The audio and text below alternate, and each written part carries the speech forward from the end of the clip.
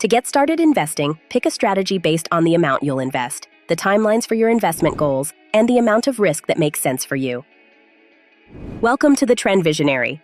Rent, utility bills, debt payments, and groceries might seem like all you can afford when you're just starting out, much less during inflationary times when your paycheck buys less bread, gas, or home than it used to.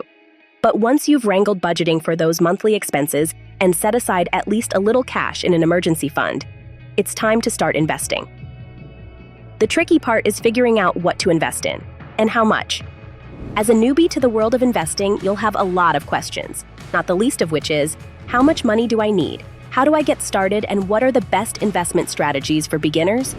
In this video, we'll be answering those questions and talking about a few steps to start investing in 2024. Let's get started. Start investing as early as possible. Investing when you're young is one of the best ways to see solid returns on your money. That's thanks to compound earnings, which means your investment returns start earning their own return. Compounding allows your account balance to snowball over time. At the same time, people often wonder if it's possible to get started with a little money. In short, yes. Investing with smaller dollar amounts is possible now more than ever, thanks to low or no investment minimums, zero commissions, and fractional shares. There are plenty of investments available for relatively small amounts, such as index funds, exchange-traded funds, and mutual funds. If you're stressed about whether your contribution is enough, focus instead on what amount feels manageable, given your financial situation and goals. It doesn't matter if it's $5,000 a month or $50 a month. Have a regular contribution to your investments, says Brent Weiss, a certified financial planner in St. Petersburg, Florida, and the co-founder of financial planning firm Facet. How that works in practice. Let's say you invest $200 every month for 10 years and earn a 6% average annual return. At the end of the 10 years, you'll have $33,300. Of that amount, $24,200 is the money you've contributed. Those $200 monthly contributions and $9,100 is the interest you've earned on your investment. There will be ups and downs in the stock market, of course, but investing young means you have decades to ride them out and decades for your money to grow. Start now, even if you have to start small. Decide how much to invest. How much you should invest depends on your financial situation, investment goal, and when you need to reach it. One common investment goal is retirement. As a general rule of thumb, you want to aim to invest a total of 10% to 15% of your income each year for retirement. That probably sounds unrealistic now, but you can start small and work your way up to it over time. If you have a retirement account at work and it offers matching dollars, your first investing milestone is easy. Contribute at least enough to that account to earn the full match. That's free money, and you don't want to miss out on it, especially since your employer matches counts toward that goal.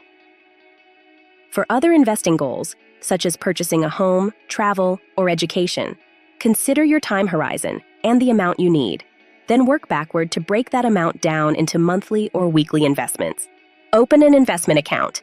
If you're one of the many investing for retirement without access to an employer-sponsored retirement account, you can invest for retirement in an individual retirement account, like a traditional or Roth IRA. If you're investing for another goal, you likely want to avoid retirement accounts, which are designed to be used for retirement and have restrictions about when and how you can take your money back out. Instead, consider a taxable brokerage account you can withdraw from at any time without paying additional taxes or penalties. Brokerage accounts are also a good option for people who have maxed out their IRA retirement contributions and want to continue investing. Pick an investment strategy. Your investment strategy depends on your saving goals, how much money you need to reach them, and your time horizon. If your savings goal is more than 20 years away like retirement, almost all of your money can be in stocks. But picking specific stocks can be complicated and time-consuming. So for most people, the best way to invest in stocks is through low-cost stock mutual funds, index funds, or ETFs. If you're saving for a short-term goal and you need the money within 5 years, the risk associated with stocks means you're better off keeping your money safe in an online savings account, cash management account, or low-risk investment portfolio. We outline the best options for short-term savings here. If you can't or don't want to decide, you can open an investment account through a robo-advisor, an investment management service that uses computer algorithms to build and look after your investment portfolio. Robo-advisors largely build their portfolios out of low-cost ETFs and index funds. Because they offer low costs and low or no minimums, robots let you get started quickly. Understand your investment options.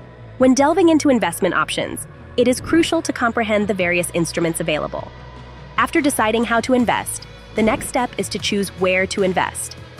Each investment avenue carries its own set of risks, and it's essential to comprehend these risks in relation to your financial goals.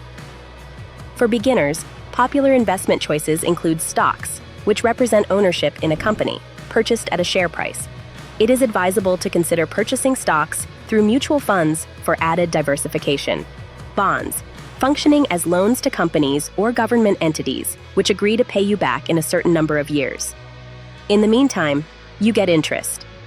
Bonds generally are less risky than stocks because you know exactly when you'll be paid back and how much you'll earn. But bonds earn lower long-term returns, so they should make up only a small part of a long-term investment portfolio. Mutual funds are a mix of investments packaged together. Mutual funds allow investors to skip the work of picking individual stocks and bonds and instead purchase a diverse collection in one transaction. The inherent diversification of mutual funds makes them generally less risky than individual stocks. Exchange-traded funds, also known as ETFs, similar to mutual funds but traded like stocks, offer a more affordable option for new investors or those working with smaller budgets, with the flexibility to trade throughout the day. Understanding these investment options is key to building a well-balanced portfolio aligned with your financial objectives. And there you have it, aspiring investors. Investing doesn't have to be intimidating, especially in 2024. I hope this guide has equipped you with the knowledge and confidence to start your investment journey. If you found this video helpful, don't forget to like, subscribe, and stay tuned on Trend Visionary. Until next time, happy investing.